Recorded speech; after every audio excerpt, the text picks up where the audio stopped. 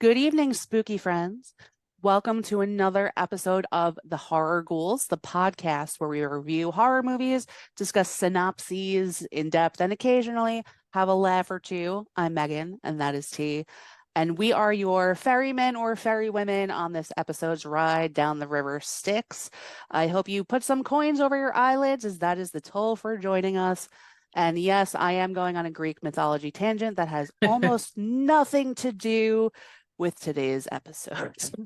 Yeah. So it's nothing. It's that was not an indicator of what's going to happen at all, except for the theme of death. So there we go.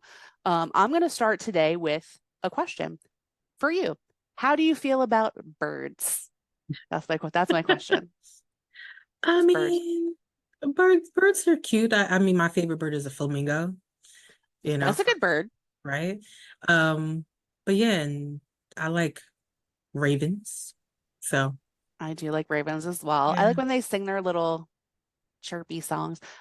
So how do you feel about crows specifically? I mean, see, crows are creepy. I like Crows them. crows are spooky. Yeah. I love They're them. I really do. I like it too. It's like if there's two birds that are the creepy bringers in the world, it's vultures and crows to me. So yeah. I get that. I think vultures, not to go on like a tangent, but vultures have the reputation of just being like filthy. So I can, so like it's hard for me to really like them because they even talked about like how their legs like have special coating, so they're not. This is not a like ornithology podcast, I promise.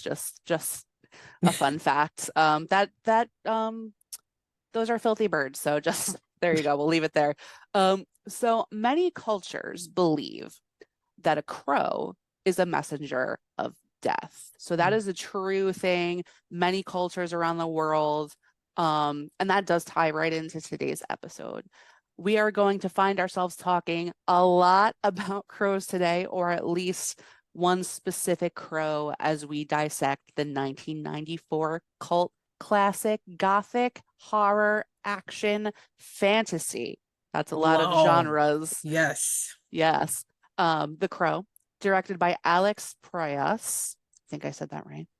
The movie, or this movie rather, starred the late Brandon Lee, who very sadly and tragically lost his life due to an accident on set while filming.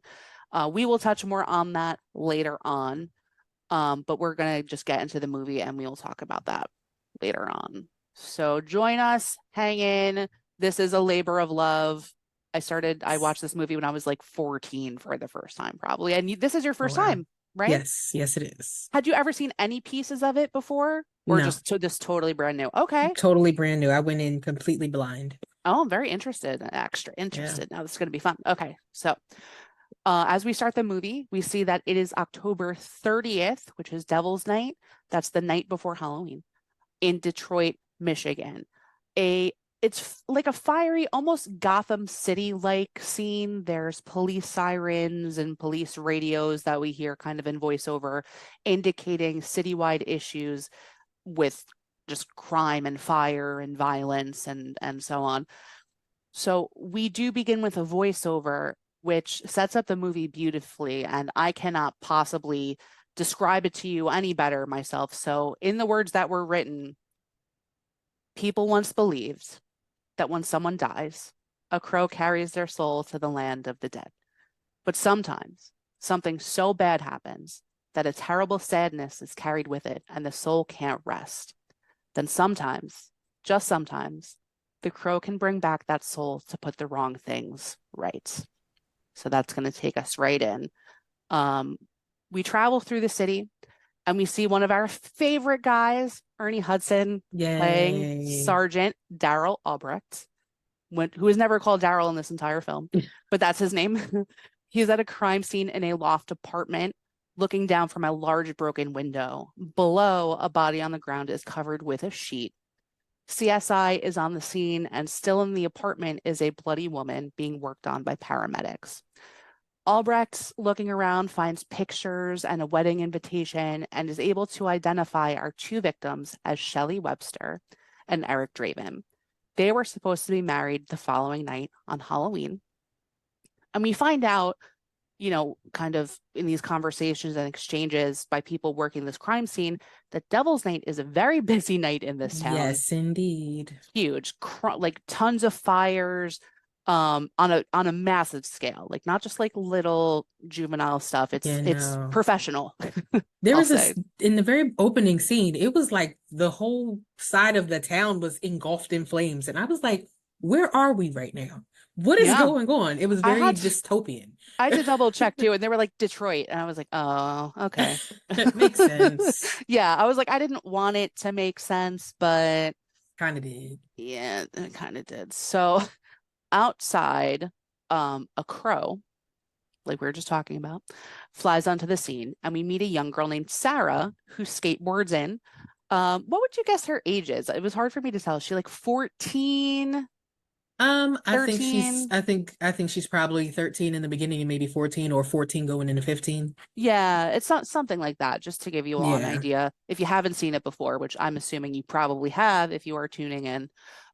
We also now meet Detective Torres, who is working the scene and is giving Albrecht slash Ernie Hudson some shit.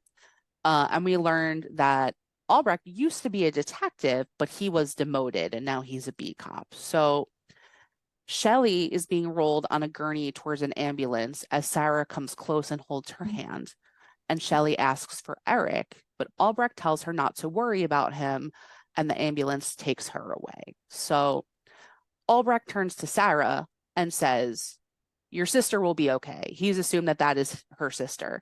And Sarah lets him know that Shelley is her friend who takes care of her, along with Eric. Sarah also knows that Albrecht lied to Shelley about Eric and believes that he is lying to her about Shelley being okay as well. The scene And closes go with ahead. Albrecht giving her a super Yeah. awkward hug. It's like, hey, girl, come on. Uh, Yeah, it's hard. I feel like that's probably such a hard part of the job where he's like probably doing everything he can do to like, it's a horrible thing that he's seeing. And then he's like, I'm sorry that you yeah. lost everyone you care about. Like, And what I'm are you sorry I lied. sorry, I lied to your face. Yeah, Um, that part was very like I had let Megan know. I was like, I'm 4 minutes in and I'm about to cry.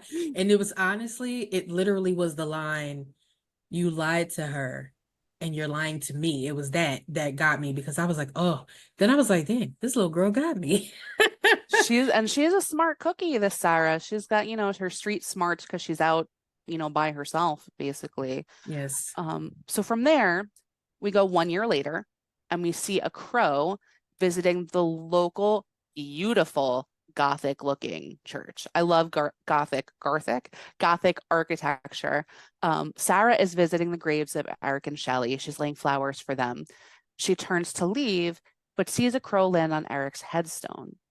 She takes off in the rain with her skateboard as the crow taps its beak against the headstone repeatedly, almost like a Morse code situation. So we come upon a little hot dog stand called Maxi Dogs, where Hey.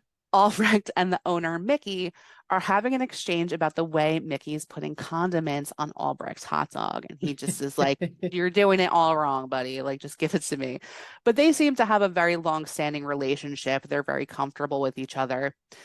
Sarah does roll up on her skateboard and seems very comfortable with Albrecht now. It seems that he has kind of been keeping an eye on her a little bit since the year before.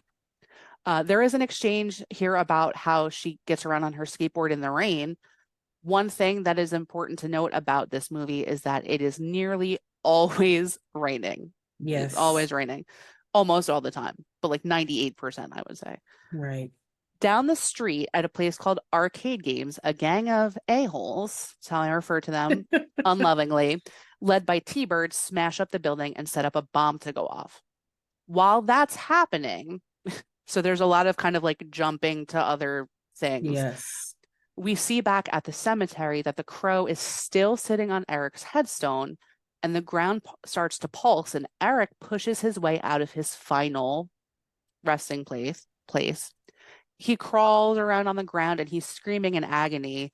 I assume it's maybe he's realizing he's dead. He's reliving the memories of how he became that way. Like, I don't think he's actually in physical pain. I think it's more like a psychic pain. Yeah, from what I understood, it was memories of what Yeah. happened were kind of flooding back in pieces, but not enough for him to understand what was going on. It's almost like, where am I? What's going on? What's Yeah. happening? Well, imagine the Because, confusion. yeah, because last Oh, thing you knew, you were, getting shot and, pushed out a window or something. And that's a bad time, certainly. yeah, So we do have a back and forth now between T-Bird's gang actually setting off the bomb at arcade games and fleeing, and Eric's rebirth. That's what I call it. Like it's basically him coming back to life or a new life or whatever. So the crow flies to him when he's trying to stand up, and at first he's afraid, but then he sees that the bird means him no harm, and they kind of become fast friends in a way. We see Eric stumbling through this alleyway or many, many alleyways, and he's shedding his burial clothes. He has no shoes. He's shivering. The bird is always right around him or just ahead, showing him the way. right. So back at Maxi Dog, T-Bird's car speeds by because this is like, it's kind of like small town, even though it's Detroit. It kind of gives the Yeah. idea that it's like a small town But vibe. it still gave me Gotham City. It It literally did. gave me, like, when you described and said Gotham City, I'm like, that's exactly what it is, Yes. because I expected the Joker to come out at some point. Imagine that in this movie. That would have been interesting. It really would have. That's the crossover that we didn't know we needed. Oh, that's the only, I'm sure we're going to speak to this at some point. That is the only new incarnation of this movie that I would want to see. And we'll get into that later. Yeah. So, so T-Bird's car, like I said, it speeds by, and Albrecht is remarking that there are a lot of bad people out tonight. And just at that moment, the bomb goes off. So the Maxi Dog crew, everyone at Maxi Dog, is close enough to tell that something is wrong. They couldn't see it, but they can hear it. And Albrecht runs down the street.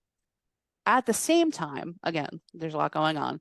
Eric is following his bird friend, and he climbs up a ladder to the top of a building, still shirtless and in amazing shape, I might add.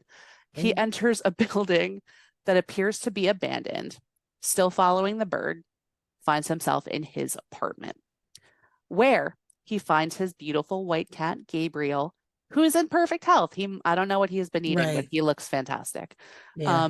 He touches him and immediately begins to relive the events from the night of his death. He has physical reactions, almost as if he's getting electrical shocks as he sees these memories, and the weight of these visions drop him to his knees. It's too much. So we begin to see what happened the night that Eric and Shelley lost their lives. At the apartment where Shelley is by herself, there's a knock at the door. She assumes it's Eric, but it's T-Bird and his gang, and they bust in saying, like facetiously, they're the Department of Housing, and they attack her as a result of complaints they had lodged with their building, codes violations, safety hazards, stuff like that. So T-Bird and co start to destroy the apartment and all viciously assault Shelley in the process. So Eric comes home during this and is struck down immediately with a knife by Tintin. They drag Eric towards this giant, beautiful window. Really is a beautiful window Yeah. where they shoot him and then send him through the window, falling to his death. Now, they're showing flashes of present day and the actual incident. Present day, Eric's body is going through the motions as if it is happening to him right then. He does not fall through the window this time. Instead, he swings out, putting his hands through broken glass, kind of like at the top. And he does kind of like a superhero landing as he comes back in. He swings into the apartment, and he looks at his hands, which have open wounds. And as he's looking at them, they just heal right before his eyes. Yeah. So something interesting is going on. Just a little Uh, something. little something. So at a local bar called The Pit, T-Bird's gang is drinking and being very annoying after a night of shenanigans. So we'll introduce you to the crew: T-Bird, Fun Boy, Tintin, and Skank. All stupid names, terrible names. Not hating on the writing. Just they're very they're people that are easy to hate, right? Yeah. And they're super volatile. And they all pull their guns on each other at one point. Like, Yeah, come they're on, guys. stupid. And their shout, I cannot tell you how their chant gets on my nerves every time it comes up in the movie. They all just start going like, fire it up, fire it up. It makes me clench my jaw. I don't know why. It irritates me very It much. scared me the first time because I wasn't paying attention to the screen and they just You're, started screaming. I was like, oh my God, what the hell? what's happening So, here? yeah, it's very loud and obnoxious, It's to very say the least. obnoxious. Yes, I agree. So their waitress, Darla, who is actually Sarah's mother, tells them to put their guns away. Back at the apartment, or the loft rather, Eric continues to reminisce of better days with Shelley while he sits at a vanity surrounded by candles and a mask that hangs from the mirror. It is like a black and white Harlequin mask, I would say, if I was going to try to paint a picture of it. So pictures in the drawer continue to bring up memories. Cooking in the kitchen, there's a fire, Shelley and Sarah, lots of romance scenes, really just kind of driving home this beautiful relationship. Shelley's wedding dress, Yeah. etc. These memories become too much for Eric and he punches the mirror that's in front of him. He has a little container of white makeup or face paint. I'm not entirely sure what it is I or think it's makeup, yeah. why he had it. Um, and even if you haven't seen the movie, you've seen a picture of this at some point, and we all kind of know what happens now, right? Eric paints his face white with black accents while the Cure plays Burn, which is every goth kid's dream, right? So in the wardrobe, he finds some clothes from when he was alive and in a band. Eric was a rock and roller after all. His band was called Hangman's Joke. He pulls on some leather pants and a black shirt. And after all this, he still stops to pet the cat. You gotta pet the He's like, cat. hey, buddy. There is an iconic shot here as he walks towards the window, fully outfitted, and the crow flies to and sits on his shoulder.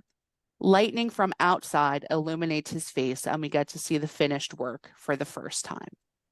A little bit like Sting from wrestling, if any of you guys are Yes. familiar, but better looking. It's given Sting slash Gene Simmons tease just a little bit. Way hotter than Gene Simmons, I'll just say. So I get what you're saying, and I love that makeup, but well, it's a Nah, I little feel better you. looking, a little better looking. So Tintin is at a pawn shop haggling with the owner, Gideon, over some goods he's trying to get him to buy. Gideon is not thrilled with what Tintin has brought and gives him $50 for everything. Tintin insults him on the way out the door, and Gideon, he doesn't care, and he's just like, shut the door, which he does. He locks this gate, like when you close up a store, you pull out the gate and you lock it. Okay. So Tintin locks the gate, and we get a visual of Eric and the Crow traveling the city by a rooftop, almost like parkour style. Yeah. You right? So we also get Nine Inch Nails' version of Dead Souls. This soundtrack on this movie, amazing. Let me say something. That's exactly where I said it too. I said this soundtrack with the song from The Cure and Dead Souls from Nine Inch Nails is very 90s. It's very nostalgic. Like even in the beginning, it was like a jazz part or Yeah, something. yeah. Like all of the music throughout, I'm always talking about the music in these things. All of the music was really good. And I love the like later on they're like live bands playing. I Yeah, don't yeah. I believe they're real. I mean the credits Yeah, had like names of the bands, but I've never heard of them. I have it. But oh, okay. But like it really did take me back. Like I Oh, really yeah. felt like, I was There's a one team. thing I didn't address because I really don't like it. The one girl that's singing like the whiny song in the club. I don't like that. I don't care about that. But the soundtrack is perfect. It's perfect, but also the score Yes. is perfect. Like they really just nailed it, the music all together. And I do actually have one of the bands that is playing later, which is a real band. I'll get to that when I get to that. So the crow stops on a ledge. Remember, we see Tintin. That's what's going on. And it calls out repeatedly. We see that Eric and the crow have a connection, and it appears that sometimes Eric can see through the crow's eyes. So they're not just friends, it goes a little deeper than that. The crow has spotted Tintin walking through an alley. Eric flings himself off the roof and does a flip into a pile of trash, landing on his back. He cackles. So he's just in the dark alley cackling. So, I mean, I've never come back from the dead. Maybe I would do that too. Possibly. Maybe. So Tintin hears this and he starts looking around. He sees Eric advancing on him and pulls out a giant knife and is basically like, let's go. Well, he doesn't care. He was fighting people all the time. So what else is there to Now, do? for whatever reason, Tintin is obsessed with knives. Obsessed. He's very, very, very much into knives. So that's his Loves them. whole persona. So just imagine your name is Tintin and you like knives. Like, Just put yourself in that in that situation. right. So Eric charges him and takes him down very easily. He like spears him. Tintin punches Eric, but this doesn't seem to do anything but piss Eric off even more. They do have a back and forth. Tintin loses his knife, his big knife. And when Eric touches him again, he has a flash from the night that he died of Tintin assaulting Shelley. So Eric tells him to tell him a story about a man and a woman he killed a year ago. Tintin makes vile comments about the sexual assault on Shelley. This distracts Eric for a moment, and Tintin seems to get the upper hand. He takes out knives and throws a few at Eric, who dodges them or smacks them away as he advances. The last one he catches between his hands and throws it back at Tintin, getting him in the shoulder. He delivers a very quotable line, "Victims, aren't we all?" before plunging a knife into Tintin. So we cut away to Club Trash. What a name for a So club. fitting. Hey, want to go to Trash? Right. Yeah. So it actually has Eric Span's picture on the wall. Oh, that's interesting. I didn't notice that. Yes. So it is like you mentioned, this is the club you were referencing a few moments ago where there's always live bands playing. That's kind of like the draw. Upstairs, there's like an evil boss who T-Bird has come to meet with. You can't have a horror movie without some kind of evil boss or That something, is right? true. So T-Bird has come to meet with him. Like I said, he and his gang work for him. At the door, we meet Grange, who basically is a bodyguard for the boss.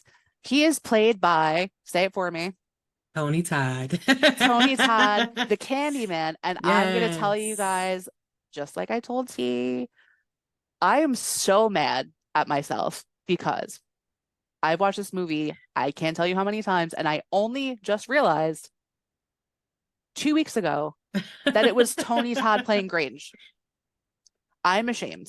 I'm ashamed. It's so So funny. And it's she told me, she said, I want you to look for a special cameo. And so it again, did. I didn't look at anything. And a lot of times prior to setting up like for the actual movie, I go and look at like the people that are in it and everything. I said, let me just wait.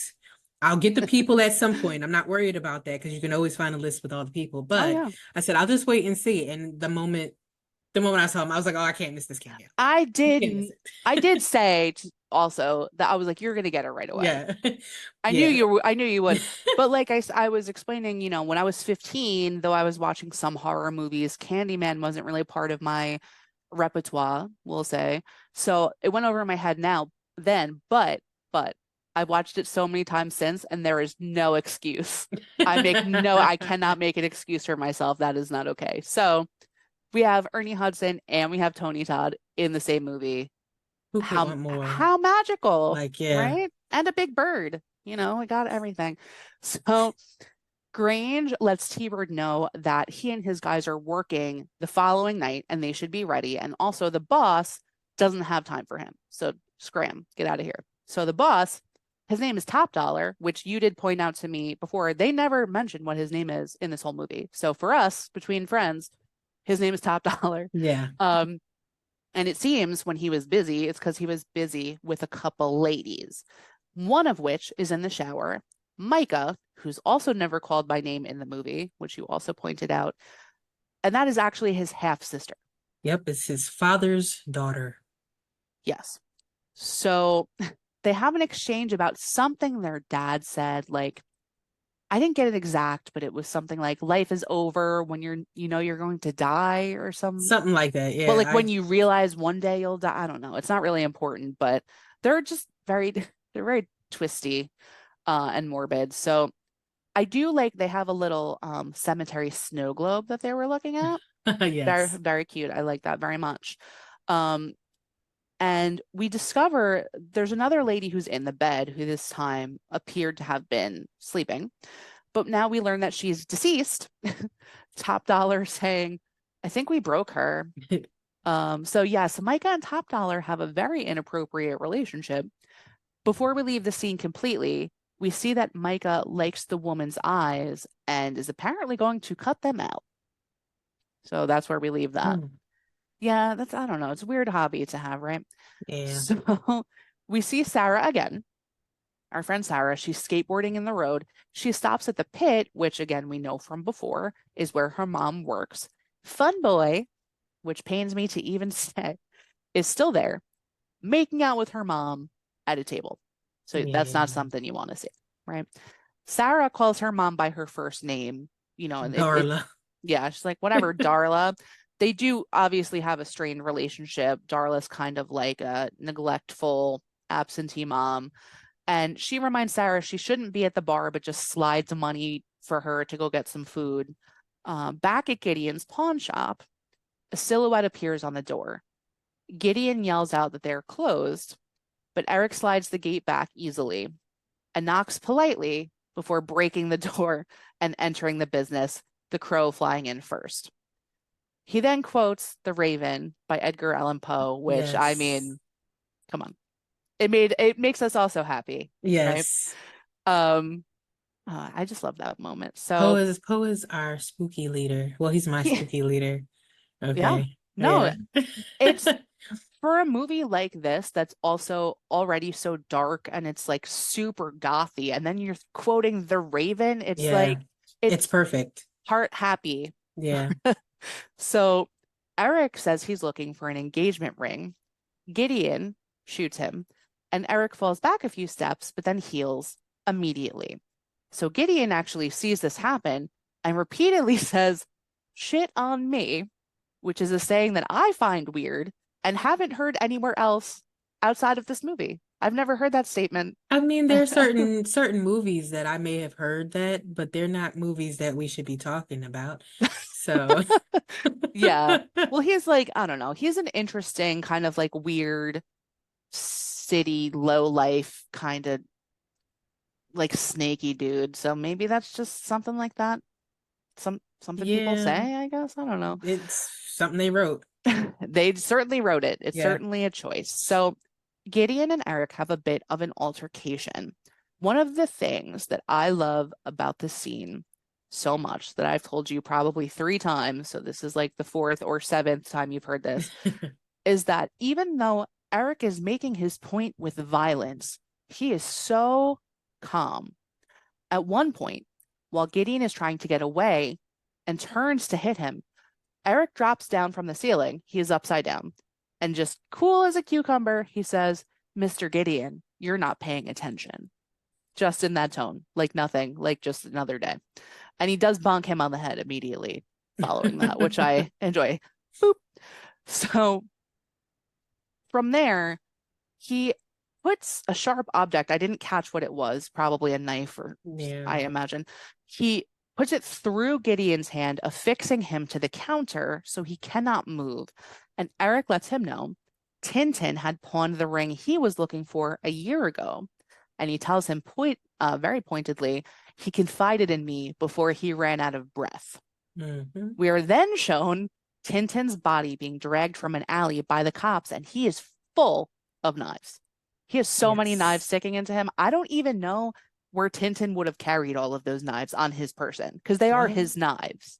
well, it is interesting. Keep me, he stabbed him in each vital organ in alphabetical order. So What? that is what that is what is said later, and it was one of the, many trivia things that you see that's what that was. He purposely stabbed him in every vital organ in alphabetical order. So I love that, but my question is that knowledge he had prior to death? Like, did he have knowledge of all the organs, or did he sit and think about it for a while? Like what? I think that the crow told him. Like the crow just kind of like Um, telepathically was he was like, like, you need to hit right there and hit right okay, there. I like that. I And actually love if that. I didn't know and that. the only other thing I'm going to say, because in this scene, when you see Tintin, he does have all these knives in him, right? Hmm. And I'm like, if I told you earlier that he is a knife fanatic. I am too. I actually love knives. But anyway, that's beside the point. Where was he carrying on him? Because it in the fight scene, he takes his coat off Right. and he just has on a vest. There's no place for him to hide all these knives. So where did these knives come from? Exactly. Because Eric doesn't carry knives. Eric carries death and fists. He And doesn't need them. no. But that's what I So mean. It's like, did he have secret like 700 cargo pants like he just pull pockets? it from Like, his ankle, like all around his whole ankle. There's just knives. and like every time he walked, he would just stab himself accidentally because there's too many knives on his leg. That's what I'm picturing. It was a lot of knives, guys. Long story short. Yeah. So many knives. So Detective Torres is once again on the scene, as is Albrecht, and Albrecht lets him know what's up. He said, "This is Tintin from T-Bird's gang," and he speculates the cause of Tintin's demise, like a turf war or something. It's not exactly the same as the ones he's seen before, but maybe. Torres doesn't really want to hear anything that he's saying. He's like, "Stay in your lane. You're a beat cop." On the side of the building is a giant crow outline done in blood. Just nothing to worry about. That's fine. So back at the pawn shop, Eric is still looking for the rings. Gideon finally tells him where they are, and Eric finds the box and sits down quietly with it, almost childlike the way he kind of sits.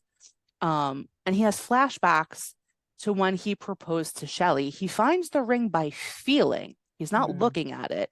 And he knows when he has it in his hand before he even opens his eyes to look at it. He slides it onto his pinky and then heads back to Mr. Gideon after he picks up, I think it was a shotgun, but then it looked shorter when he picked it up. Yeah, Like it but looked kind of like a, it might have been like a half sawed off shotgun or something, but it was still a shotgun for sure. okay, okay. So he wants to know where the rest of T-Bird's gang is at, and he smashes up the shop and pours gasoline around. He tells Gideon he's not going to kill him. His job is to alert the rest of the gang that he is coming for them. He dumps the rest of the rings into the gun and also grabs an electric guitar on the way out of the shop. Yeah. Gideon throws warnings and insults out to Eric, who pays them no mind. But when Eric reaches the door, he turns and says, "Is that gasoline I smell?" Hmm. And when he gets outside, he turns and fires his gun into the store, blowing it up. Mr. Gideon is blown into a back alley where his legs are a little bit on fire, a little bit, Yeah. but he appears to live. So we go back to the pit where Sarah is at the bar and she's speaking to the owner. And he just says to her, because her mom's being embarrassing, he's like, "I can't do anything about your mom when she's off the clock.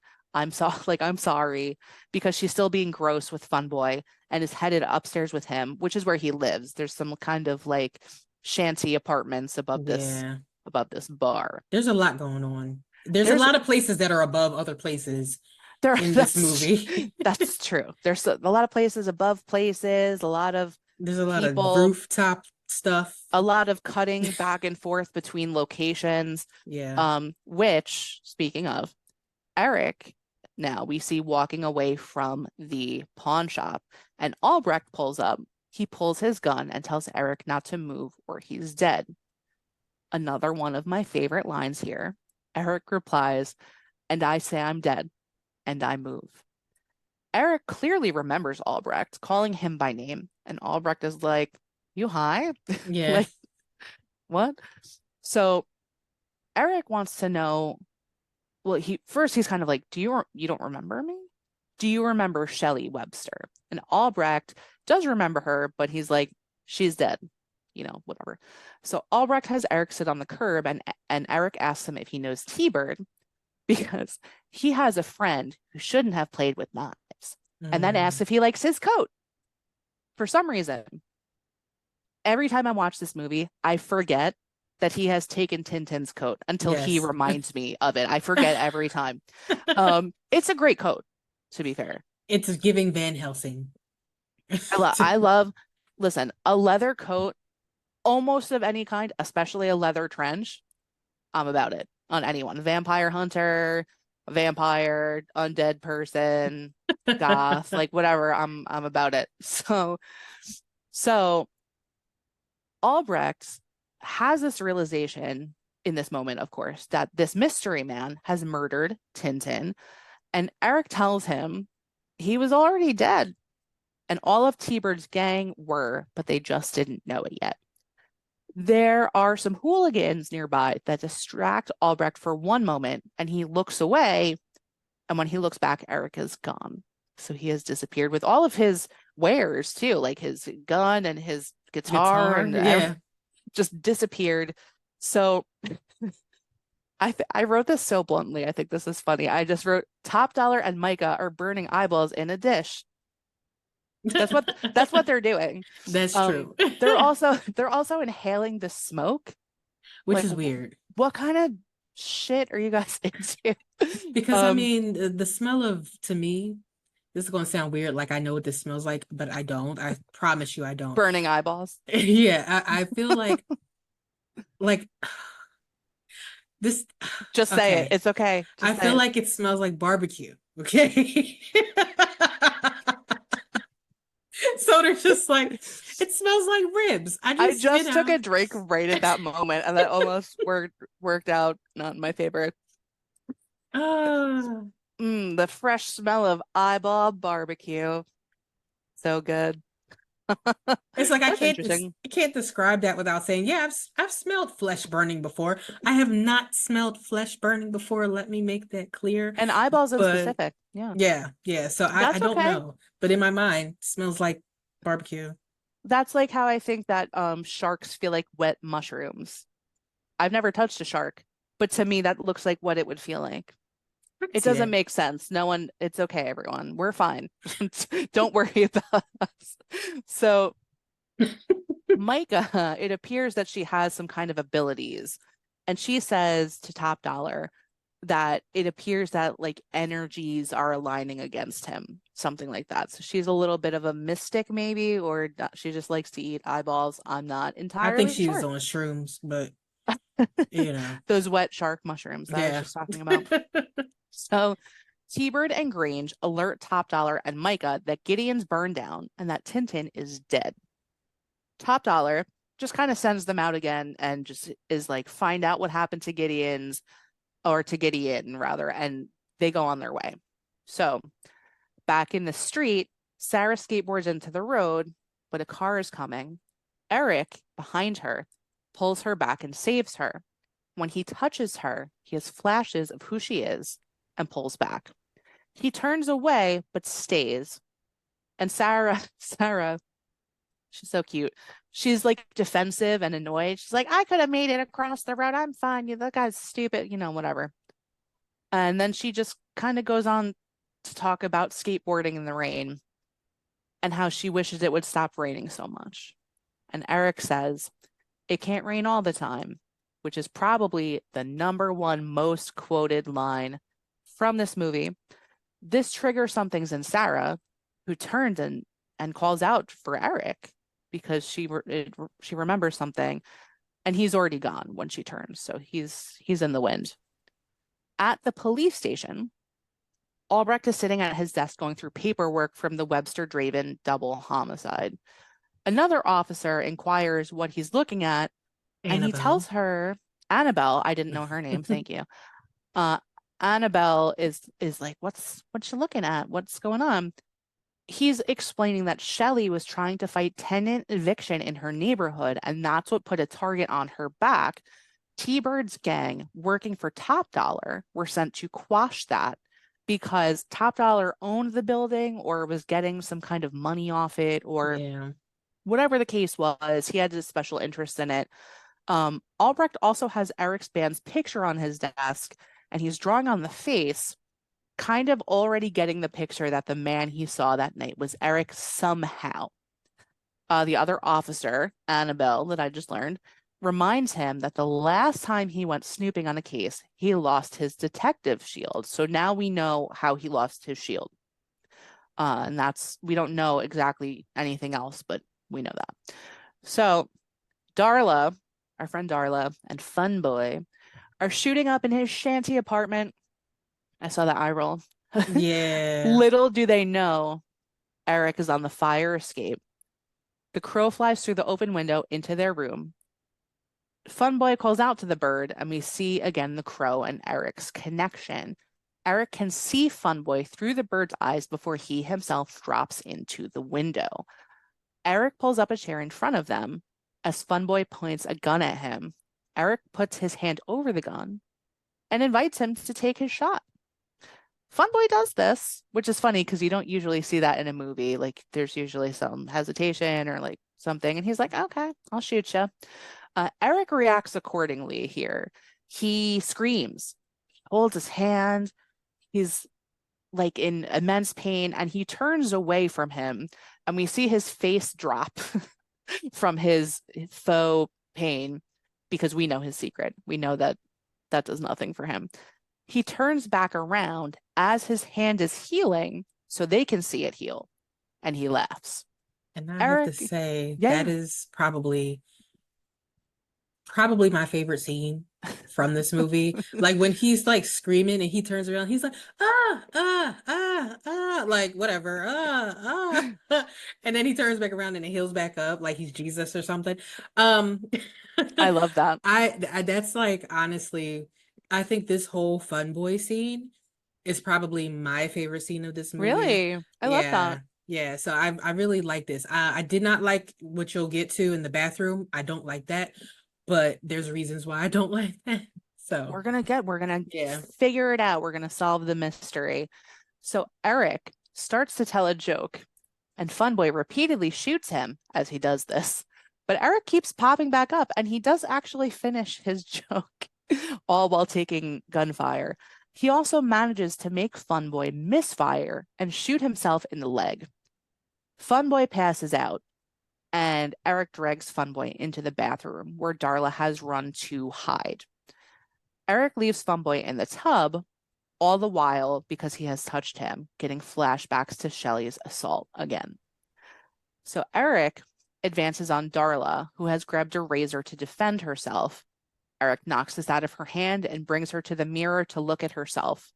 While he's holding her, he basically is telling her how important it is for her to be a good mom and healing her to an extent. The morphine she had taken earlier oozes back out of her needle marks in her arm, and he tells her to go take care of Sarah, and he lets her go. So he's not just out here doing this stuff for no reason. You know what I mean? Like he's out there with a cause. So I think from your expressions that it's the needle point. Like what's the Yeah, yeah. I don't like that. I don't like that at all. And it's weird too. I'm not gonna take away from the movie. I'm gonna go on a small tangent. Oh yeah. I had a doctor's appointment today. Oh And no. I had to give blood, and anybody who knows me, I'm not very good with that. But I'm dehydrated. Okay, I don't drink enough. This is you see me drinking this. This is what I drank today, probably. I had some coffee, so there's coffee in my veins. Um, Nothing was coming out. So there's a hole there, but nothing's coming out. And I started to pass out. Oh Everything no. everything got hot, and the nurse was like, "Oh my God, are you okay? Do you need someone? Do you need to lay down?" And I'm just like, so Oh my gosh. I already I already don't do well with I'm good with needles. I'm not Right. good with the giving The of blood. blood part. Yes, I don't like that. And then she's like, "I'm trying to get it out." And I'm like, "Stop, please don't tell me that, please, because I'm going to pass out. I Yeah. really am." But so Don't that was narrate. Don't so narrate. so again, going into this not knowing what was going on, because I didn't know the movie ahead of time, Right. having that experience today and then seeing that, I was just like, "Oh God. That's a lot. Oh, That's a lot because it's kind of like you lived a little bit of a yeah, nightmare and then you kind of got a reminder of that just a little bit. just a Just a little little while bit." later. So I understand why Yes. that's a lot and why that's something that you wouldn't necessarily love. That Yeah. makes perfect sense to me. I'm sorry that happened also. Wow. Thank you. Sheesh. Well, I'm glad it's Yeah. over. I'm glad. Me too. Wow. Now, other thing I'm gonna mention, which Yeah. and this is going back to the movie, and it was just a little interesting. Apparently, morphine is like a different color. So when the stuff that comes out her arm is white, Yeah. and apparently that is the color of propofol.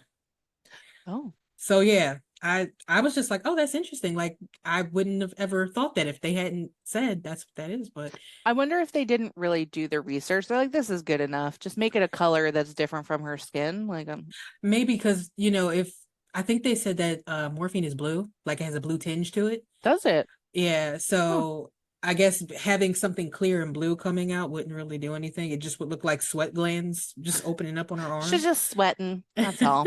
Yeah, she got That's the meat crazy. sweats. So Meat yeah. sweats. No. Oh my gosh. That's very funny. She smelled the eyeballs, but go ahead. Uh, barbecue eyeballs. So, like I said, Eric has let Darla go. He has released her to go take care of Sarah. So, Gideon has found his way to the pit. He is speaking with Grange about what happened at his shop. While they are talking, Darla runs out, barely dressed, from the bar from upstairs, seeming upset and frazzled. Grange notices this and leaves Gideon to check out the upstairs. As he goes, we see flashes to Funboy's apartment where Eric is dragging Funboy out of the shower and shooting him up with loads of drugs. Grange enters, gun drawn, and finds Funboy taking his last breaths. He also sees Eric at the window, who gives him like a shh motion before he slips out into the night. Funboy has the outline of the crow on his chest in blood around all of the needles that Eric has plunged into him. He's getting a little creative. Just We a little love bit. to see it. We like to see it. Albrecht is at home, still looking at the hangman's joke picture, and hears a creaking. He's still wearing his police hat, by the way, so it's boxers, t-shirt, police hat. That's the outfit. He goes to investigate the sound. Behind him, Eric is already in his living room. He says, freeze. It scares the crap out of Albrecht. He sees the picture Albrecht had drawn on and he goes, good likeness. Like he's like, oh. And Albrecht is in disbelief. He is telling Eric, he saw his body, he died, and he's freaked out. And Eric's response to all this is just, you still have your hat on. Like it's not, you know. So Albrecht continues to freak out while Eric is poking around his apartment. He goes to the fridge, grabs a beer, pops the top, and hands it to Albrecht, which is very nice of him, by the Yeah. way. Right? He's like, Um, chill out, yeah, he's like, just relax. relax, my friends. So Albrecht asks him if he's a ghost, and Eric's like, I don't know what I am. But Eric wants to know what happened to them, meaning him and Shelley. And Albrecht tells him whatever he can remember about the night, including how they both passed. He went with Shelley to the hospital. She was in intensive care for 30 hours. Eric grabs Albrecht's head with both of his hands and sees and absorbs all of Shelley's suffering through the eyes of Albrecht and like his memories. So he's kind of taking that all into himself. Albrecht couldn't do anything to help solve the case. No witnesses would speak, and we learn that this is the case he lost his shield on. So that's interesting too, with like the crabby detective, the town, top dollar, the breaking in. It's just a little interesting. So Eric sees a picture of Albrecht and a woman. Albrecht says it's his ex-wife. And Eric just kind of takes the moment to talk about how little things used to mean a lot to Shelley. And they were things that he thought were trivial. And he understands now that nothing is trivial. And that's not essential to the plot. No. You know what I mean? For me to tell you that. But it's something as a viewer that I've tried to take with me ever since I first saw this movie. It's something I've tried to remember. So I'd like Yeah. to pass that on to you guys. If you haven't taken it with you already, it's not too late. That little things can mean a lot, so there's some nice Yeah. lessons in here That's a amongst nice the, nugget. yeah, a nice little gem of wisdom for you.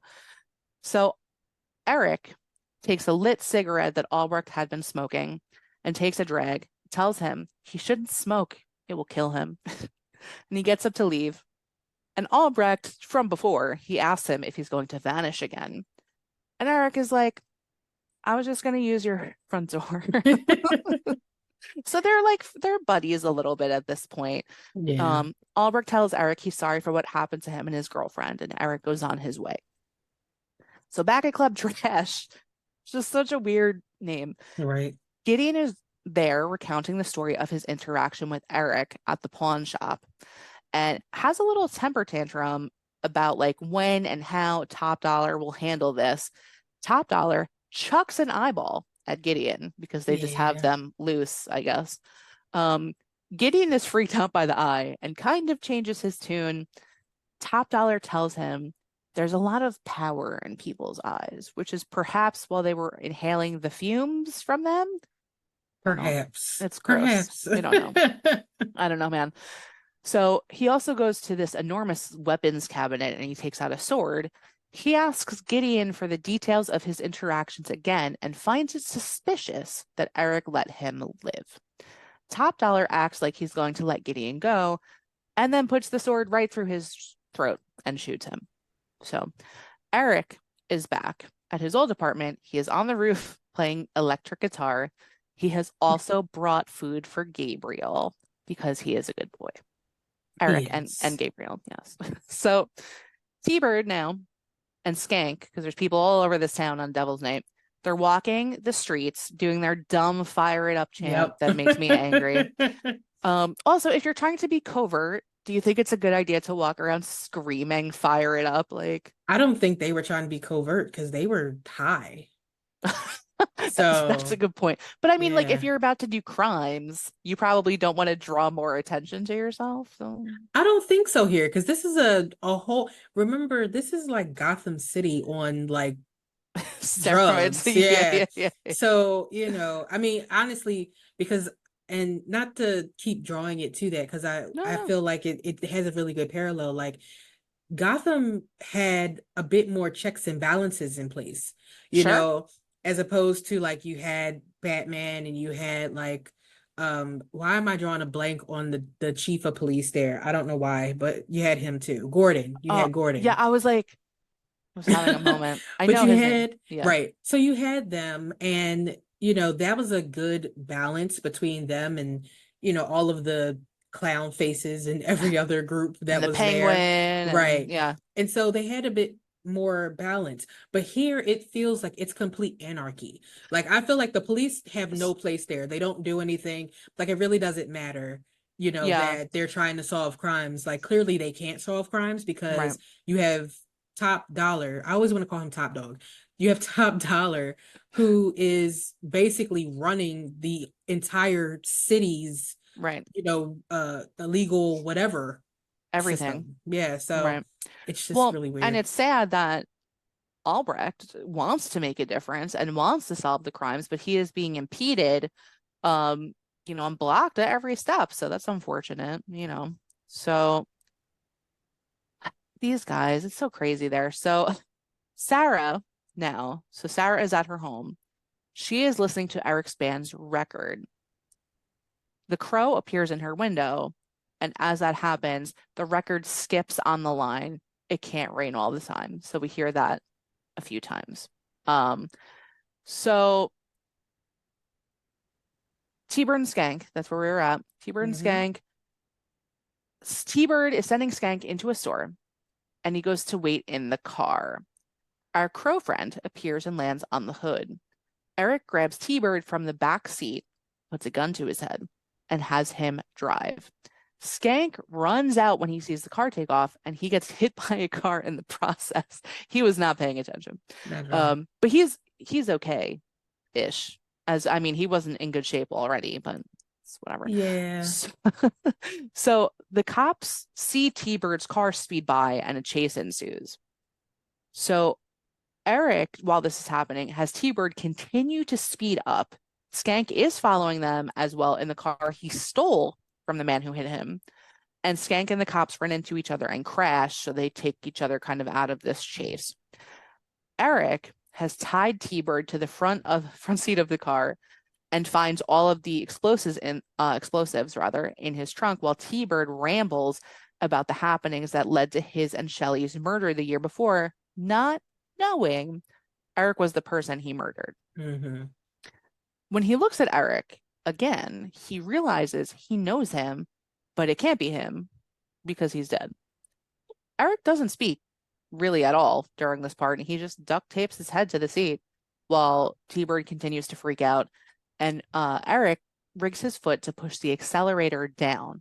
He throws a firecracker of sorts, I guess, Yeah. right, in between his legs and just sends the car on its way into the water. It explodes as it flies off the ramp. Eric then uses gasoline to do a crow outline on the ground and lights it. So back at Sarah's house, Sarah's mom has made a little bit of a turnaround. Sarah wakes up and her mom, fresh-faced and showered, is making breakfast. Sarah is definitely put off by this. She wants to know what prompted this change. And Darla said someone kind of woke her up. Right. This immediately makes Sarah very suspicious. She wants to know who. And Sarah tells her mom she's acting weird and then again calls her Darla, but it's like in an especially condescending way, which upsets Darla and prompts her to throw out the breakfast she was making. But Sarah stops her just before, realizing that she's trying, and calls her mom. Yeah. So Eric is She gives her helping a him out. hug. Yeah, she's like, you Yeah. know what? I'm going to give you a chance to prove, it, because you can clearly tell that Darla is kind of upset because she said I was never cut out for this mom thing anyway. Yeah. And I think that they both were lost. Like, Oh, yeah. Sarah's lost, Darla was lost, and like you said, Eric is helping them find each other again. Because he told her when he was pushing drugs out of Darla's veins, he told her, your daughter is on the street. Like, she needs you. Like, you Right. need to, get her, because Sarah is out all types of the night, all times of the night, riding that skateboard in the rain, getting Oh, hot yeah. dogs without onions, and stuff like that. Hot dogs Whatever. without onions. Yeah, no, Onions give it's you true. gas. That's what she So said. She said she doesn't eat them for that reason. it made me think. I'm like, dang, I am gassy sometimes. I eat a lot of onions No probably. more So onions. yeah. Yeah. That's funny. So as we leave them in their apartment, making amends kind of, at the station, Detective Torres calls out to Albrecht as he walks by, saying there's been a third hit in his neighborhood, and they found a man that was fused to his car. We know, and Albrecht knows by looking at the photo, that the person they found in the water was T-Bird. And because T-Bird's specialty was arson, perhaps he contributed to his own death. Torres believes that Albrecht knows more than he's saying, and he may be covering up for someone. Torres knows, and he tells him what he knows. He has been talking to the vigilante guy with the painted face. Already know that happens. He knows that the vigilante guy was spotted in T-Bird's car, and he knows that Albrecht stole a file from homicide, and he wants to know who is this person and what's going on. Albrecht, who is like tired of all the agita that he is being given, is like, you're the detective. You tell me. Right. Not Albrecht, Torres is like, you're suspended for misconduct. So Torres is the worst. Long story short. So Sarah, back to Sarah, she breaks in very easily to Eric and Shelley's former apartment building and walks the halls.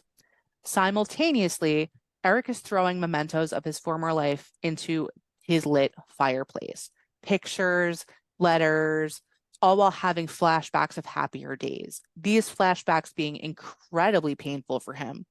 He hears a sound and disappears. Sarah walks into the apartment and calls out for Eric, who doesn't appear to be there, but she does find Gabriel, very handsome, and she sees that the fireplace is smoking. She speaks to Eric as she moves around the apartment, saying she knew it was him. She remembered his song. And she keeps talking, saying she knows he's there. The crow flies in and lands. And it's very chatty. It's a very talkative crow. Sarah says she misses Eric and Shelley. She gets lonely by herself. When she still gets no reply, she's like, F it. and she turns to leave, saying, I thought you cared. Eric's silhouette appears in front of the open window, letting her know he does care, and he pulls her in for a hug. It's very touching. So we do cut away from that to Top Dollar's boardroom, essentially, Mm, on top of Club Trash. Just like you said, we got stuff on top of stuff, yep. kind of stuff. So Skank is pointing at Eric's band's picture and saying that Eric is the guy picking off the T-Bird gang. Skank is wildly mumbling and shuffling about. Top Dollar and Grange look on, unamused. So Top Dollar, he said, they should just videotape what he's saying and play it back later because it's so nonsensical that they don't even know what's happening. So Top Dollar, might I add, who is played by Michael Wincott, has an amazing voice for a villain. He is a fantastic villain. It's deep and raspy. Um, with that being said, occasionally it does look like he raided David Bowie's Labyrinth wardrobe a little bit, but he's still a great villain. He's still a great villain. Even though He it's weird, like it looks like he's like fantasy equestrian, he like gave me Malfoy's dad from Harry Potter. Lucius Yes, Malfoy. yeah. Wow. Which Okay. which honestly, I Lucius is hot. I He liked is. him. So Yeah, yeah, I'm with it. but he was, yeah, like he He has had a the tall long boots. wig on and Yeah. everything. Yeah. Yeah, he does. So I like now I have like a Lucius Malfoy like Goblin King hybrid in my head. That's weird. It makes me feel uncomfortable a little bit, but that's okay. So Grange tells Top Dollar that Eric's grave was empty when he went to look at it. And it looks like he's working his way back through the people involved with Shelley's and his murder, with only Skank left, as Eric has already dispatched the other three. Sarah is back at the hot dog stands, but now she has Gabriel. That's now her cat. He is hanging out on the counter, which is probably not what you want at a food place, but Right. it's fine. Albrecht rolls up and joins her at the counter. He's asking how Gabriel likes his hot dogs.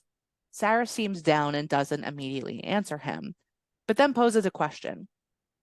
When someone's dead, they can't come back. And Albrecht lets her know. He had previously thought that and asked if she was asking about anyone in particular.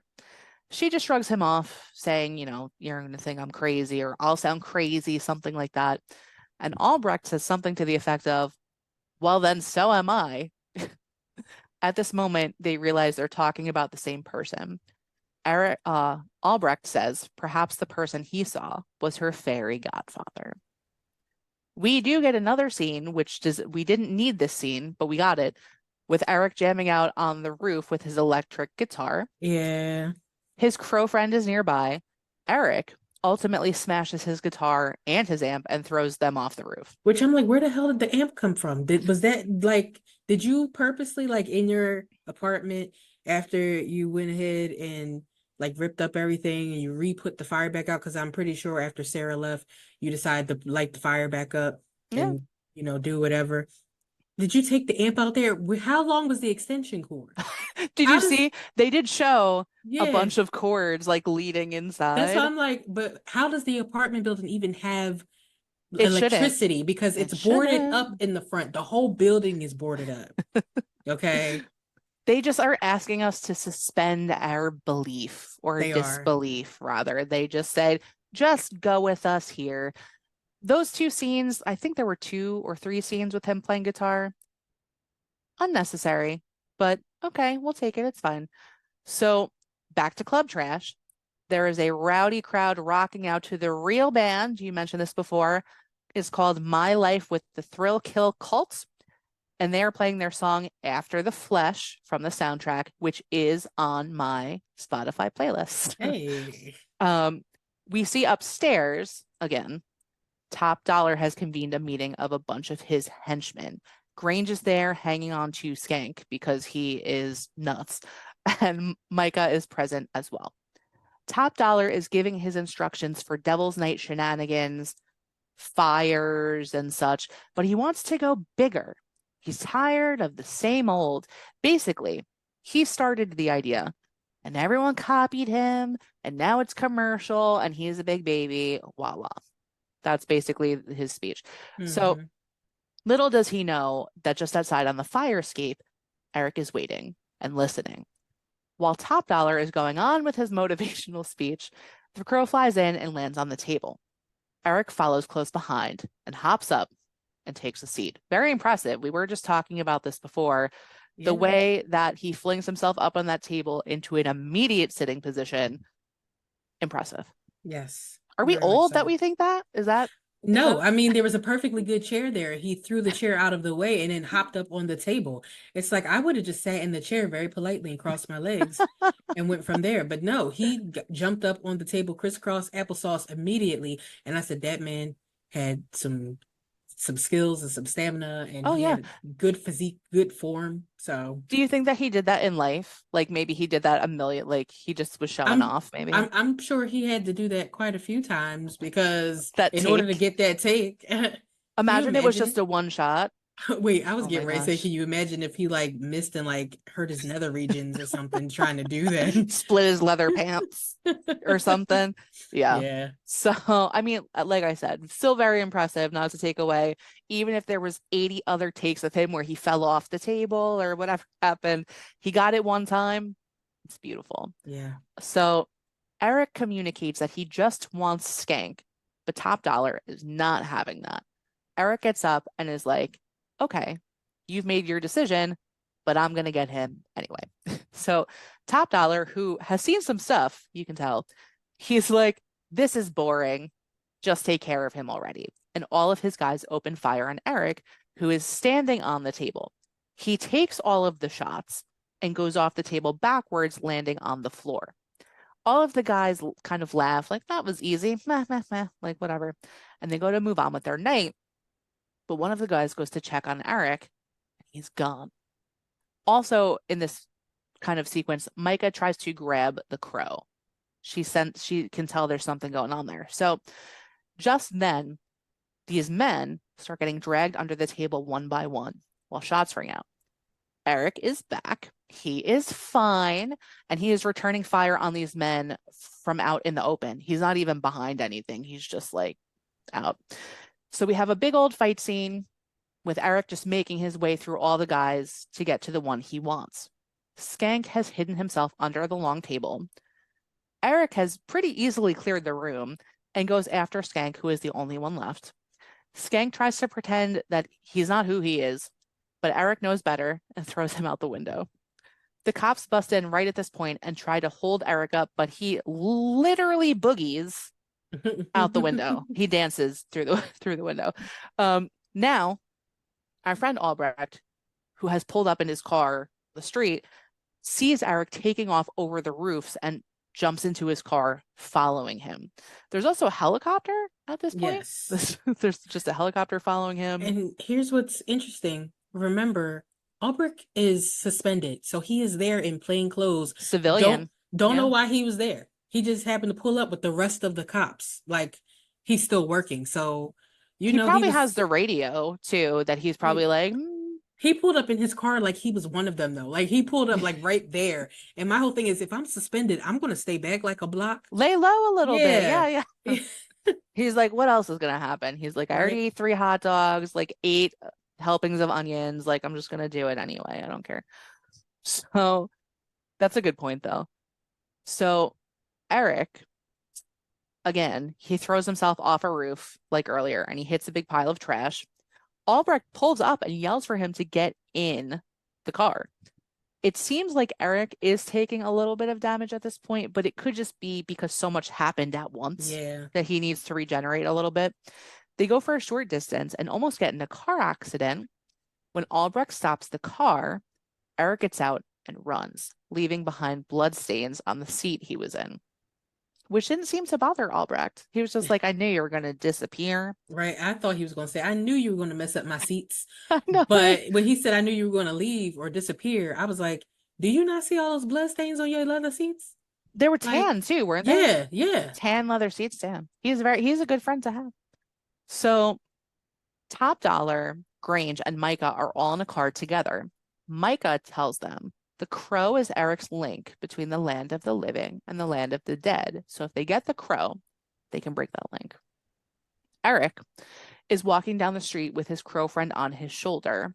He stops and leans against like kind of a scaffolding situation, and he speaks to Shelley. He tells her he's coming home, believing that his work is done. So Sarah is already at the cemetery asleep on Shelley's grave. Eric wakes her up. Sarah was waiting there for him because she wanted to say goodbye. He gives her Shelley's engagement ring, which he had been wearing on a necklace, and they share a hug. Sarah, don't mind me with my water bottle for my cats. I was just, if you guys see this, I was just like, what are you doing? Just so you know, I'm not just doing weird things with this. So anyway, Sarah says she's going to sneak back into her house.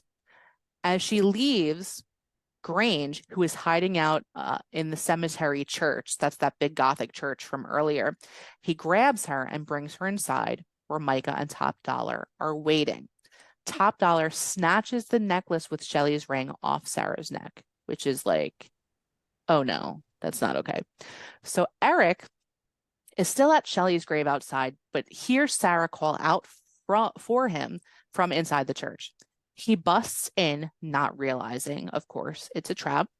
And Grange pops up from, I think it was kind of like a pulpit, but like back. It wasn't at the front. He was up top in the rafters. Like it was a up top shot. Okay. Yeah. He takes aim at the crow with a rifle, and it looks like he clips the bird, who falls off of a pew. Eric turns and sees Top Dollar, who does a very dumb bird impression. Yeah. It was annoying. So Eric, again, just says, give me Sarah, and he will let Top Dollar go if he just hands her over. Top Dollar pretends to consider this and turns away for a moment before turning back and shooting Eric. We do see that the crow is alive. He's hopping around on the floor, but he does appear to be injured because this time, when Eric is shot, he is wounded and he falls over. So Grange lets Top Dollar know that the bird is still alive and takes aim again.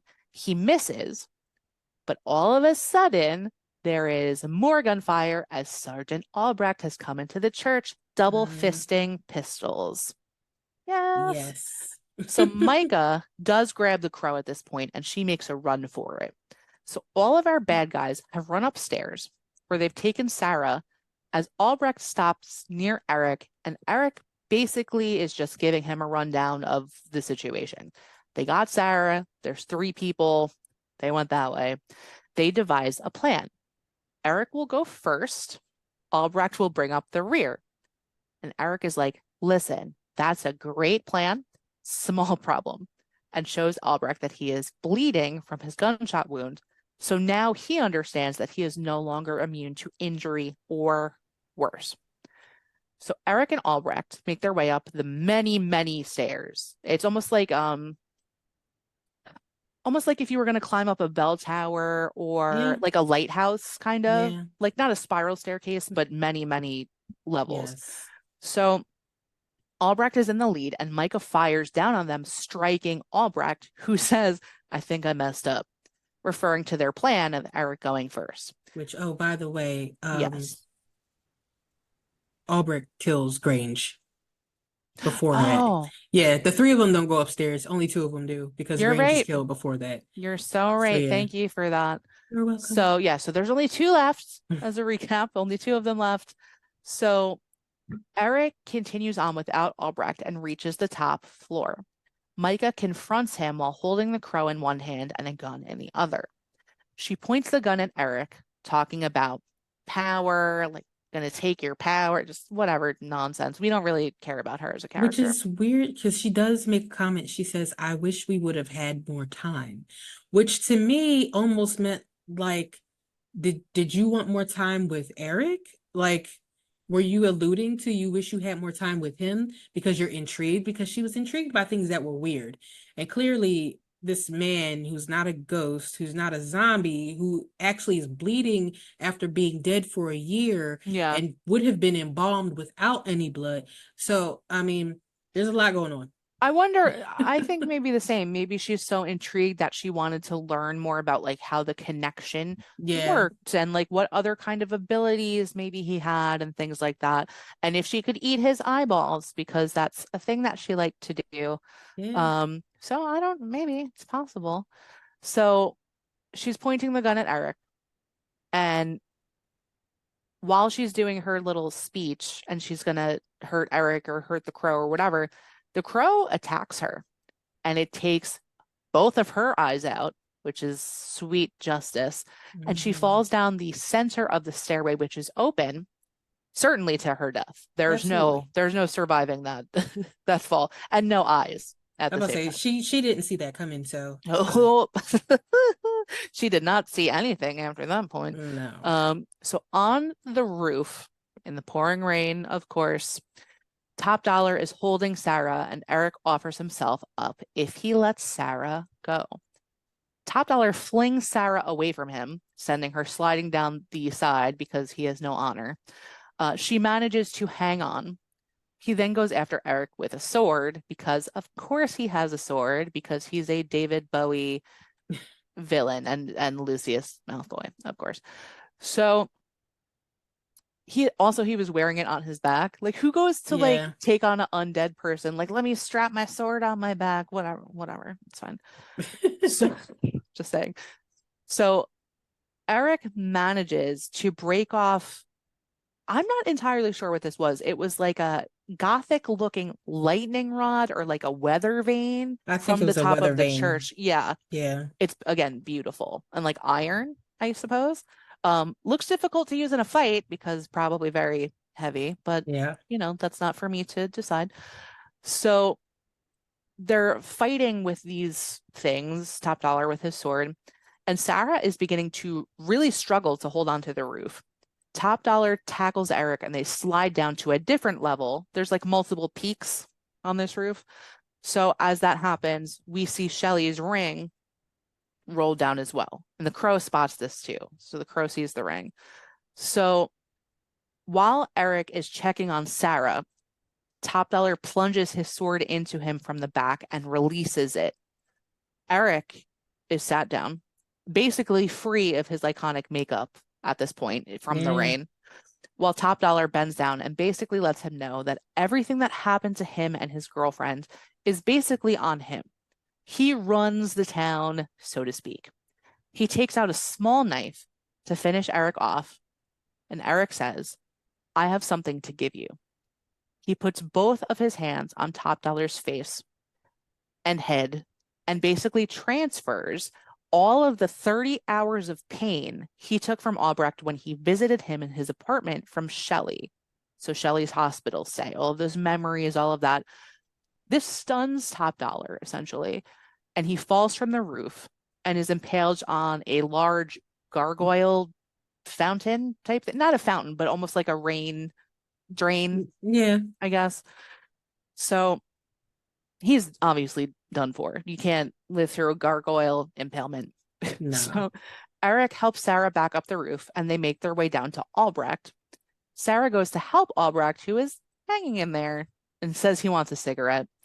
Eric lets Albrecht know that he had helped him by all the memories he kept of Shelley, and he lights up a cigarette for him. Albrecht suddenly hates the taste, and he's like, I'm quitting if I live. Right.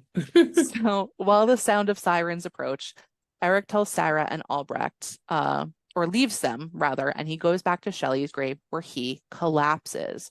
He rests on her headstone. Albrecht is taken out of the church by stretcher, and he tells Sarah to go home. Detective Torres shows up and starts bitching as usual. Albrecht says his vigilante is up on the roof, placing all of the blame of everything that has happened on Top Dollar. Hmm. A breeze moves across Eric's face as Shelley appears in a white dress. Walking through the cemetery to him, she touches his head and smiles. The crow lands back on Eric's headstone, holding Shelley's ring when she approaches. So what has happened now is that Shelley has come to kind of like walk Eric home in a sense. So they kind of disappear, right? So their headstones are back as they were. There's no broken ground or anything. Um, Sarah, like I said, has received Shelley's ring from the crow. So everything is kind of as it should be in a sense. In a sense, justice has been served. Yes. And the crow flies through the city as Sarah's voiceover delivers the last few lines of the movie. Buildings burn, people die, but real love is forever. And that's our movie. Now, we have some other things to talk about. So Yes. this film is dedicated to Brandon and Eliza. And like I said, the movie is over. So Brandon is Brandon Lee, obviously. And Eliza was his fiance. They were supposed to get married after the movie wrapped. So I mentioned Brandon passed due to an onset accident. It was during the scene where he died in the movie, the first time, not the second time. The version we see now is not how the scene was intended. So Michael Massey, who played Funboy, was supposed to shoot with a dummy bullet, Eric, as he came into the apartment when they were already in there with Shelley. Unfortunately, these dummy bullets were made incorrectly using pieces from live cartridges, Oh, with the wow. crew, yes, not removing the primer. And I have broken this down for you because I don't know about guns like that. The primer is a chemical or sometimes a device that is responsible to initiate the propellant combustion. So that's going to be what is firing your gun, right? And that's from Wikipedia. So I'm not plagiarizing anyone. Thanks, Wikipedia. So a prior shot on the gun caused the bullet to separate from the casing and lodge in the gun barrel. Oh, wow. So when it was shot, he was essentially hit with a real bullet, and it hit him in the abdomen. Massey, of course, was haunted by this for the rest of his days. He did pass away due to cancer. And Brandon's fiance, family, friends, and the cast and crew and everyone suffered a horrible tragedy. Brandon Lee passed away during or after, I couldn't find exactly the intel on this, um, after emergency surgery. It was like 6 hours long, too, in March of 1993. Furthermore, the source material for this movie is also steeped in tragedy. The Crow was initially created as a comic book series by James O'Barr as a means of dealing with the death of his fiancee at the hands of a drunk driver. So there is a lot of loss around this movie and just this content. So everyone worked really hard on this movie to make it, and they were proud of it. Brandon's sister said she saw it one time. She went to see it when it came out because she knew how proud of it he would be. Like, he talked about it while he was making this movie that, he loved this character and he loved the message and everything. And she said she couldn't ever watch it again because it was just too Yeah. much, which is understandable, but just what a horrible loss, Yeah. And I feel like it kind of goes without saying that we can talk about this movie without addressing that, but it seems like a disservice, Yeah. you I know? mean, it's a part of the lore at this point. It And I is. mean, it's unfortunate. I mean, there are some things that it may feel inappropriate, or inappropriate. I said inappropriate, inappropriate. But um, but honestly, sometimes you can't untangle the Yeah, knots, and like the comic book tragedy with the actual movie tragedy with the real life tragedy of Brandon Lee, like all of that is tied together. And it so is. you can't really tell this movie because obviously there are parts of this movie that were unfinished, and so you can't explain that away without saying, hey, this is what happened. Also, it's not giving Brandon his flowers, because you should know exactly what he was doing. He was doing what he loved. Unfortunately, it took him out, but you should know that. He gave everything for this movie. And Brandon's dad, I mean, I feel like this is common knowledge, but Brandon's dad was Bruce Lee, and he trained him like all sorts of martial arts. Like, Brandon did a ton of stunts for this movie. Like, he gave it everything. And he was Yeah. such a talent. Um, and I never heard a bad thing about him. I think he was only 27, but it's Is he like, part of the 27 Club? Oh my I goodness. think so. I think he was something like that. But Hmm.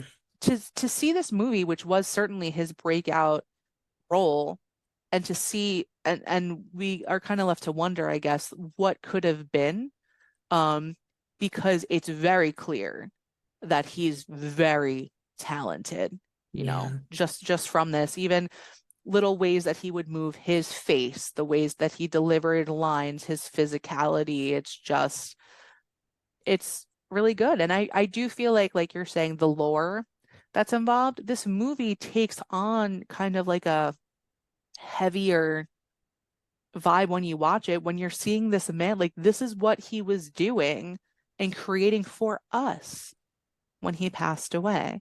And Yeah. without getting too much into anything else, because I don't even want to acknowledge this, that is why I don't feel like this movie should have ever been touched. I don't think this ever should have been rebooted.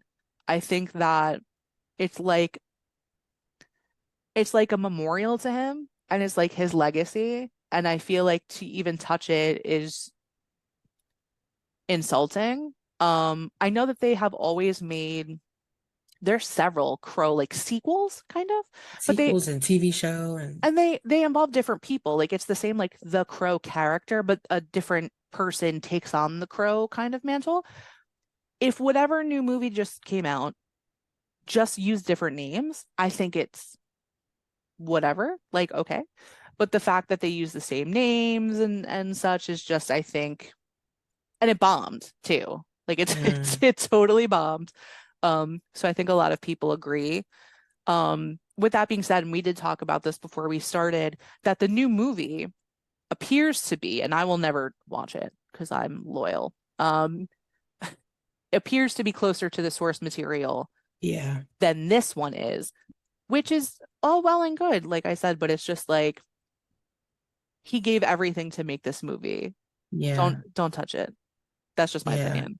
So I am so I never saw the first Crow, obviously. I knew nothing about the second Crow. I didn't even know they were making it. yeah.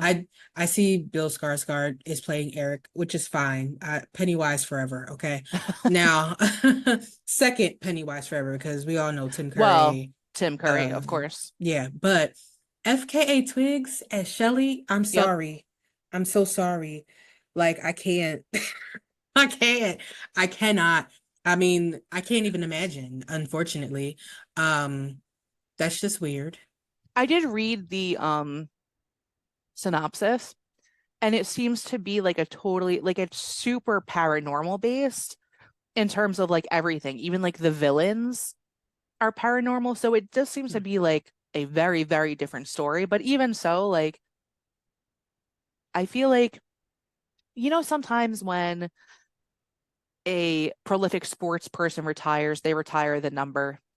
Like Yeah. that's how I feel about this. But let me ask you before we start talking about how we feel about this movie, really. I would like to know, now having seen this movie and knowing this new one exists, do you feel inclined to see it? No. I wouldn't. Mm-mm. No. No. No. I mean, I saw I was looking to see other stuff about it. It said 7 hours ago it reached video on demand. So, Yep. I mean, It only came out like 3 weeks ago or which something. And is it, crazy, yeah, you I know. remember I just saw that the other day. I forgot about it too. They said available to watch on demand on Friday the 13th. And I was like, oh, that really bombed. That's almost like a straight to Yeah, video, it like, really oh, is. It could have yikes. just got a better release on like Yeah. Netflix. And like I like Bill Skarsgård. You know what I I do mean? Like too. nothing against him. It's just this movie, like, come on. Like even Yeah. anytime there's plenty of people, because there's been talks about making a movie like this or rebooting it forever. And they talked about like Jason Momoa, and like I love Jason Momoa, right? But no, just don't do it. Don't do it. But yeah, so one of the things that happened, and we were also talking about this before, but we'll share with you guys. So because Brandon Lee passed away during the making of this movie, he only filmed about 90% of his scenes. So there were 10% left unfinished. So you were actually telling me before you had kind of like a list Oh of yeah. some of the pieces that they had to either CGI his face onto someone or just kind of use a body double? Do you want to like say Yeah. what some of those were? I think it's very Yeah. interesting because I didn't know all of them. Yeah. So there's a part where Eric enters the apartment for the first time after his resurrection. That is not him. Also, when he's walking through the alley to the apartment in the rain, that is also not him. The part where we talked about earlier where he grabs the window and he swings back in, that is not him. When he actually is shown putting the actual crow makeup on, that is not him. In the scene where he smashes the mirror, it's a picture of him. They didn't even do like CGI. They just took a picture and just made it fit all the glass shards of the mirror. So Oh, it's him, but it's not him. Um, when he's walking towards the window with the iconic scene with the crow on his shoulder, that is not him. And when Sarah visits the apartment, the very, when she's talking to him and she says, "You don't really care about me," and he's there, he's in shadow. You can't see him, and that's because it's not him. I was just thinking, I mean, obviously, anyone returning to work on this movie after that must have been so like triggering, you know? Yeah, But especially it just occurred to me, like especially when you said about his picture, how like it almost made my stomach drop out. Like it's gut wrenching a little bit that it's like, well, he's not here, so we just gotta make his picture work somehow in front of the bed. Like that's terrible. Like it's so terrible. yeah, A lot of the actors they had a hard time because they went on hiatus. I forget for how long. Um, yeah, Ernie Hudson in particular did not want to come back. Um, but not because he just they were like, how can we finish it without him? Like, all this stuff. And like I remember reading an article where he said he just thought the studio or whatever wanted their money. But then I think the director called him. That it might not be correct. Maybe not was the director, I'm not sure. but explained how they need to finish it for Brandon. And that's what got people back because Brandon, like I said, even his sister was like, he talked about this all the time. He was so proud. Like he was excited to do this. So they finished it for Brandon, which I think is very sweet. And like I said, he was incredible. He was incredible in this movie, like truly. Yeah, Um, so with that being said, I've talked an awful lot. You've never seen this movie before, so no. it's your time to shine. Let's hear what you think, all your thoughts and feelings and all that shit. I think it's an interesting movie. Was it like scary or anything? No. It's No. definitely a gothic horror type movie. The whole horror of it is the darkness and its theme. Um, it is very much grunge 90s Yes. through and through. And so if you love that era of the 90s, this is definitely a treat. I thought it was good. I think it's also interesting too that the production company dropped the movie after everything Oh yeah, happened. that's right. I forgot. Yeah, and so like it almost really still didn't get made because the production company dropped it. And it was Paramount that dropped it, and they only took it back in 2020, and I think that's so that they can make this new one. So, yeah, whatever little smaller production company took it to make sure it got completed, kudos to them. Because the end result of this one is it's a beautiful tale of like love and death and afterlife and stuff like that. And yeah, I will say there are certain things I purposely did not tell you. Oh yeah. I didn't want to allude to it or anything like that. My favorite character is Top Dollar. Really? I love that. That That's is so funny. my favorite character. Um, I think it's just like you talked about his voice, and I was like, oh my God, that was the first thing that drew me. I was He like, he has a has a great great voice. voice. Great Yeah. voice. And I liked his acting. I liked the way he acted that character out because, there was a part where one of the people, I think it was Skank, and he said, "Well, the ghost is coming for me." And he said, "He ain't no ghost." And then I was like, "Well, where is Ernie Hudson to come out and say, I ain't afraid of no ghost?"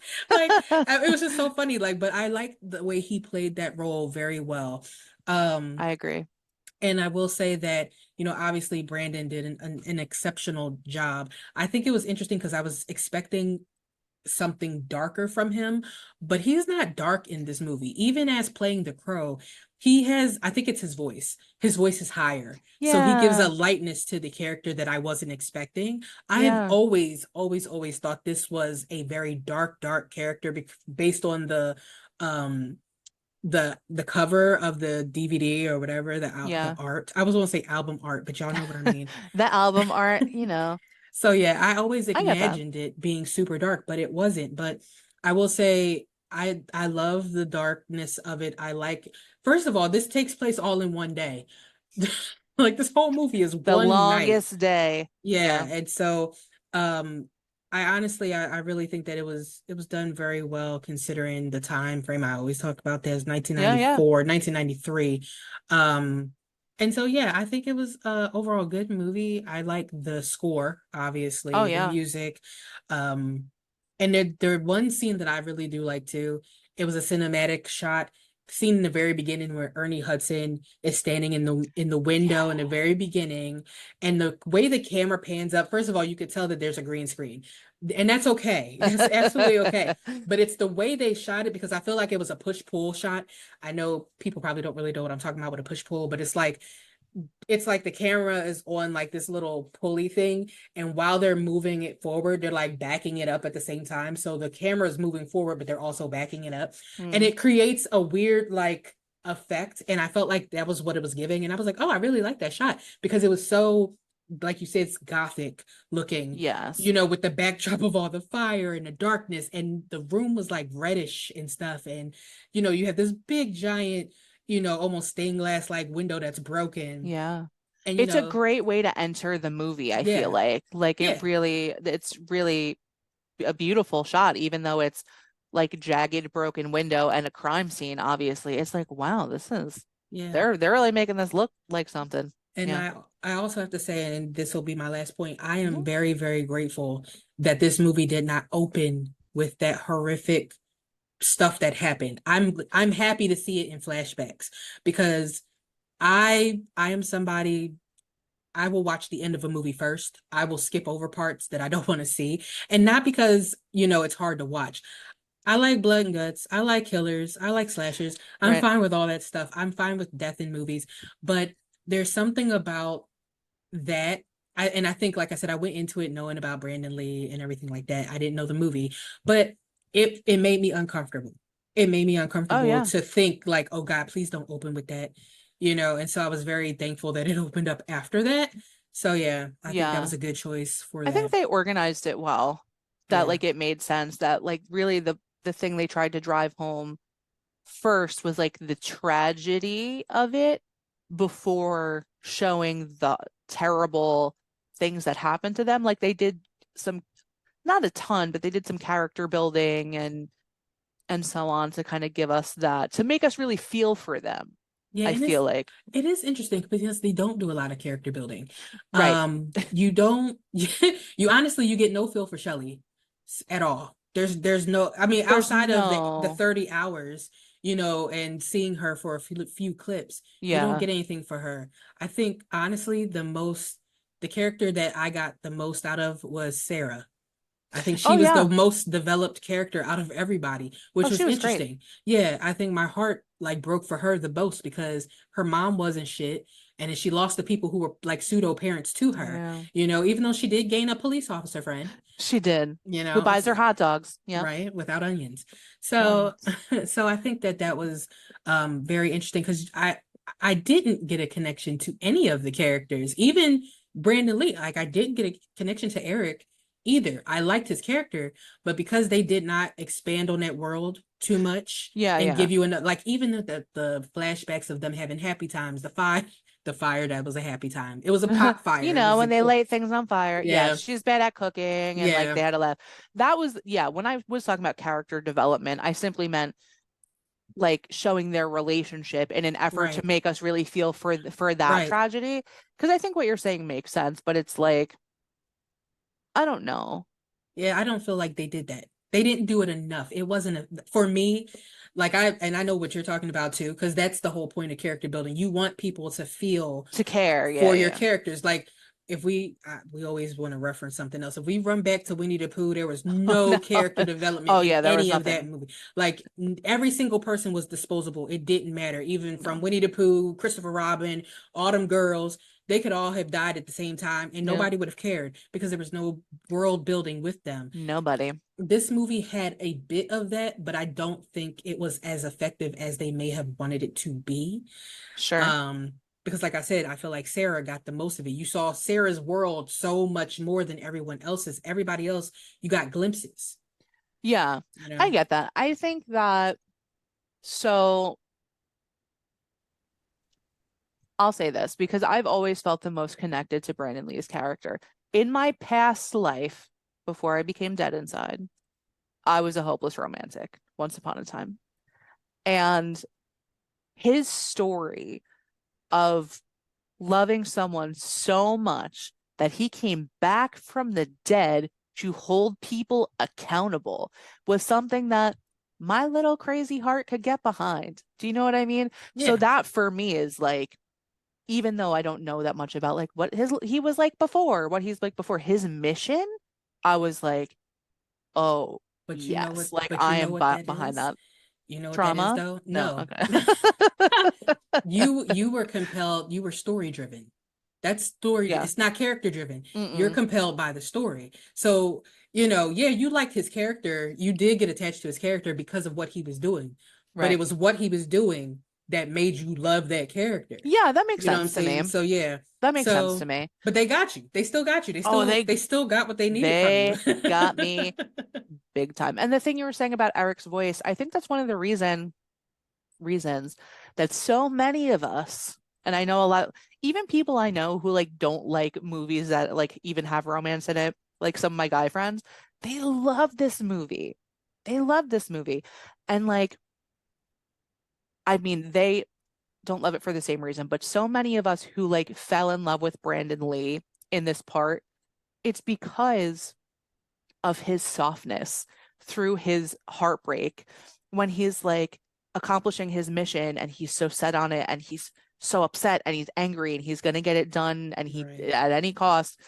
But then when he's like nice to children and cats and the way he says things nice and his voice doesn't sound scary, it sounds like he's a sweet guy. Like that's the thing I think that makes us fall in love with him in it too, because it's a multi-dimensional thing versus just like he's a vigilante, but he's scary or Right. whatever. Like he has layers to him, and I just love him so much. And like you said, I'm looking at it in the movie, obviously, the villains, I'm like, I just want them to get out of Eric's way, or do you know what I mean? But talking about it like and taking it apart as I forget Michael Wincott playing Top Dollar, top of the line. Like you said, his voice is so good. And when you look at his Wikipedia, there's literally a section right at the top where it's like he often plays villains because of his voice. Yeah. It's perfectly suited. It's like Um, Jeremy Irons. If yeah. you know who that is, the person who plays Scar and Oh, he he's played a so lot good. of different things, obviously, because he doesn't always play a villain, but like Scar is iconic from I want to say The Little Mermaid. Y'all know what I'm talking about. The Lion The King. the Simba movie, okay? You know, the Little Mermaid with Scar but underwater. but like his voice is iconic and he plays such a good villain because of his voice. And so yes, the same gentleman, because I never get attached to names, unfortunately. Um, You know that's the thing that I do either. That yeah, even when you repeat it 7 times, I'm like, Jerry, like I don't know. yeah, but he plays a great villain. That voice drove this top dollar character, through. Like I said, for me, he had no character development either, but Oh I no. loved him. I loved him. Oh I yeah. I liked the personality that was They brought out of him with the yeah, voice. It was the whole package, you know what I'm saying? Which is the he same was. for Brandon. I felt the same way about Brandon. It was a whole package. You know Yeah. what I'm saying? From, like you said, his softness and, mixed with that edge, mixed with that no nonsense, mixed with the humor. Mixed with Because his abs too. Just throw that in there. Like, hmm. yeah, I mean, it was a lot there. I also feel like just the cast. overall, like, yes, I keep talking about Brandon and gushing over him, and I love him so much. But this cast, Ernie Hudson, Tony Todd, like Michael Matt, like even like everyone is someone. You know what I mean? And they're all very talented. And think about all of this, the things that that girl at that age, that little girl, I think her name is Rachel, her real Her name. real name? Yeah, Yeah. yeah. Um, Uh, that is Sarah Rochelle Davis. Rochelle, that's there it is, Rochelle Davis. At that age, to be able to deliver those lines and act accordingly, like I feel like that's something sometimes we take for granted with younger actors and child actors Right. is you don't have, hopefully, the kind of life experience and super tragic like Right. things to draw from. So I think it's even more impressive that at that age you can pull that off. Oh God, what? She was 12. She Wow. played that role at 12. Wow. So it's understandable that, when everything happened with Brandon, she was traumatized. And so it makes absolute sense because she was 12. She was the youngest member of the original main cast. Yeah. Wow. But that's it's so impressive, Yeah. that what she did and she was one of the people, her and the detective, the director of this movie, Alex Proyas, both came out and were telling people to not, they're not going to see the new movie. You don't see the new movie. Like they're telling people like, and I understand why. I completely understand why. And Yeah. even I saw something on her Instagram that she even used her first lines from the movie and put a twist on them. I don't remember exactly what she said, but she was saying something. It was basically something like, some people say like maybe major movie networks should not make movies out of movies with the like, she was using it for that cause. And I completely understand because also imagine how much more like when you were a part of it, how much that impacted you that someone gave their life to make this and then someone's just fucking it all up. Like, Right. like, I definitely get that. Um, yeah. I mean, I think it goes without saying, I've been sprinkling it in all along. I love this movie. I love it deeply and irretrievably. Um, there are things about it, like you said, there are things like you could tell some green screen stuff. You could tell like little pieces. I don't care about any of that. I just love it like unconditionally. Um, this was one of those movies when you're like, I don't know, when I was like 14 or 15 and like had my first boyfriend and like we watched this together and like, I mean, I already had seen it, but it's like, people like that and they're like, we're gonna be like that. Like, it's never like that, Yeah. especially when you're that age. But it's just a beautiful story. Incredible acting. It's tragic. It has everything. It has great kills. Yeah. Fantastic. Tintin with all the nut. Come on. Yeah. It has the Raven. It has great quotes. It has awesome music. Right. I believe The Cure. I don't want to Oh, there's a misquote whole thing here. about The Cure. Oh, what is it? You say. So the Cure offered to make a song specifically for this movie Yeah. and then refused to play it anywhere. And then one of the guitarists for the band, like way later on, somebody requested that they did do the song at a concert. Yeah. And he said, was that one that we did for like a movie or something? I don't know that one. And it's like so disrespectful because Yeah. like it's obviously that song was one of the first of all, they offered to do it. So So if why are you being you so weird? I mean, right, if you offer to do it, then do the song. And then when people love it because it's an iconic song in this movie, then you should honor that and honor the spirit of the movie and play the damn song. yeah, I mean, I'm gonna say this. I'm gonna say this. Robert Smith is an interesting man. That is the lead of that band. That's all I'm gonna say about that. Is that the guitarist? That is the lead singer of the band. Okay. That's Because not it the might have been, guitarist. I don't know. I'm not sure who said it. I just read it today, obviously, No, but I but mean, like he would have to sign off. He's like the figurehead of the band. Do you know what I mean? yeah. Robert Smith. So he would have to sign off on it. He's a little bit of an interesting fellow, So, um, I I do like their music. As a person with a black heart, I'm obligated to do so. And that's strange. like, yeah, we'll write the song, but we're never going to acknowledge it or do anything about it or pretend it Right. happened. But the song they wrote, it's a great song. Burn. Again, another one on my playlist, probably attached to the post for this episode as well. That's probably going to be the song that goes with it. No, it's really beautiful. So, what do you think if you're going to rate it on our bloody axe scale, 1 to 10? What do you think? What are you going to give it? Now, last time I said I really liked it, and I gave something to 5. Well, you gave, remember also last time you gave a sliding I did scale, give a I think. sliding You were scale like, too. I said 7 to 5. I liked it.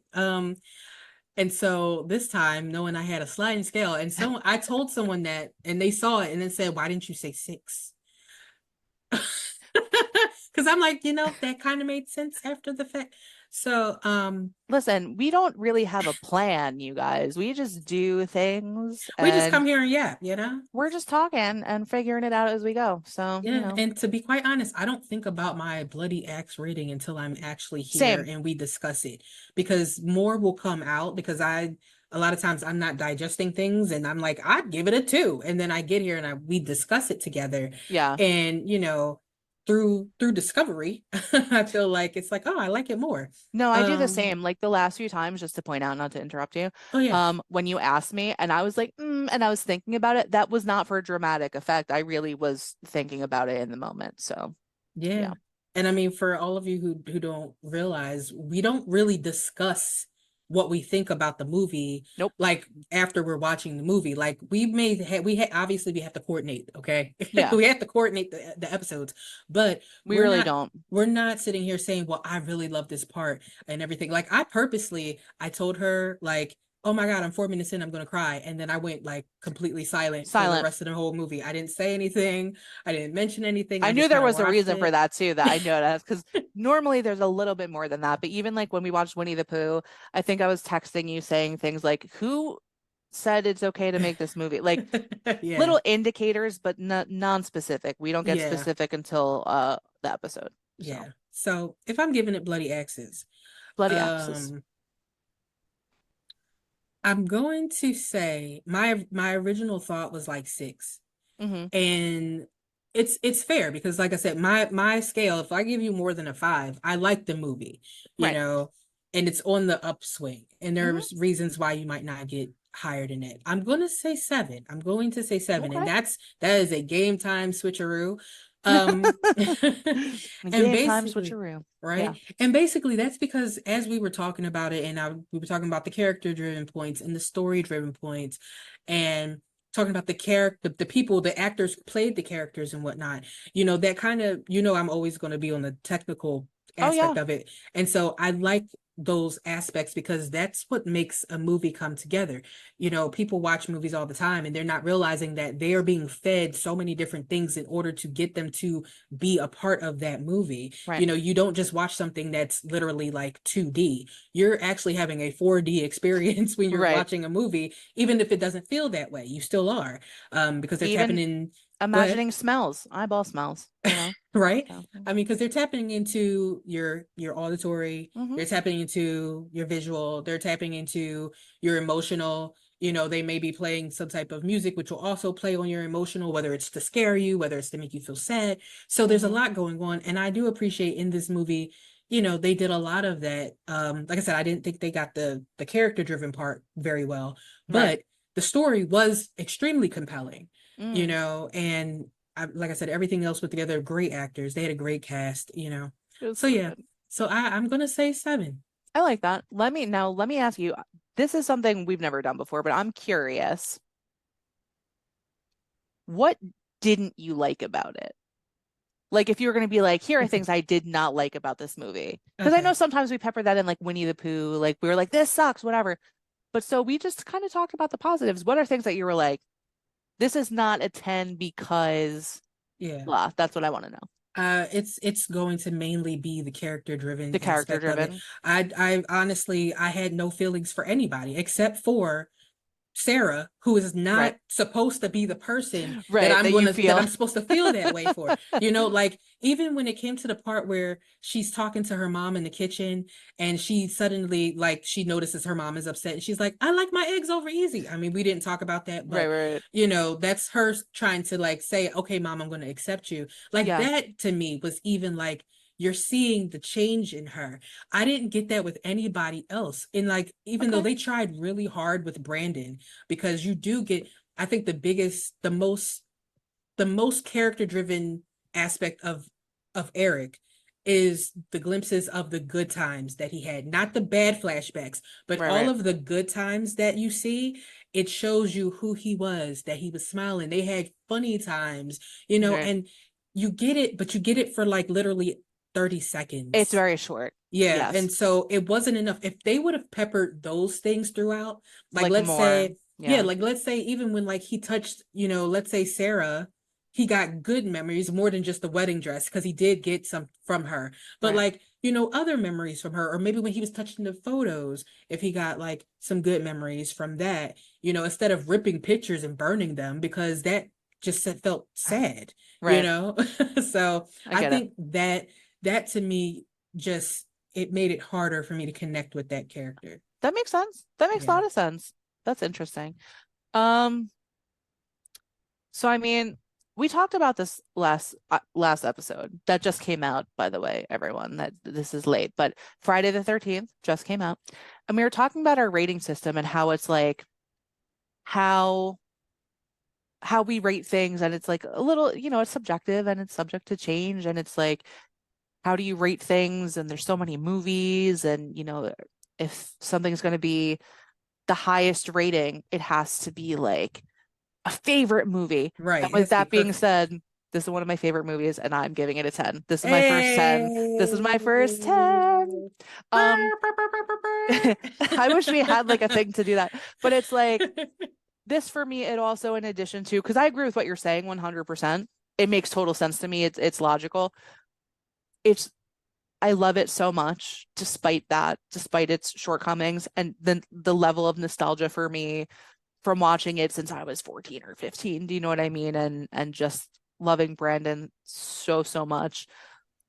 It's a 10. This was easy. I didn't even have to think about it. I in fact wrote underneath everything after our information about like James O'Barr and the comic book series and his Brandon's sister, I wrote 10, 10, 10. 10. You can't, I'm not saying there's not movies that I like the same, that there will be other favorites, but this is like, I love it. No, I definitely Um, understand that. I love it. It's such a gothy movie, and It it's like is. that speaks to me. And even though I'm dead inside now, it's still, I said this to you the other day too, like it still makes me feel a little something like, oh, maybe not everything is total bullshit. But I mean, I think it is. But for a moment, for a For a moment, moment in time. it's it's not. Yeah, So I I think that's understand that. precious. And Yeah. And I'm happy to hear that though, because it is, like you said, it is subjective and it is hard. And yeah. there's so much you can pick apart about any movie, and it's so many ways you can go with your rating. To give Oh something yeah. a 10 means it's special, whether it's flawed or not. And like, you know, we have movies coming down the pipe because we do have some movies coming for you guys. Yes, we And do. there's at least one of them that I am going to rate a 10. I already know. I already know I'm rating a Oh, 10. So I mean, it just happens that way. We're not reviewing Jurassic Park, but Jurassic Park gets a 12. we Okay. might listen.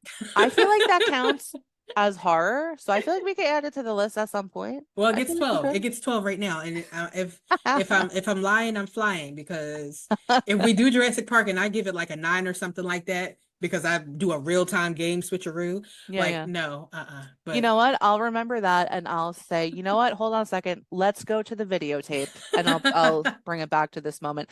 But right, I think that's a really good point is that um no matter what it is in this life, because we're gonna get deep because we're deep with this whole movie, there is nothing that we love that isn't flawed in some way. of course.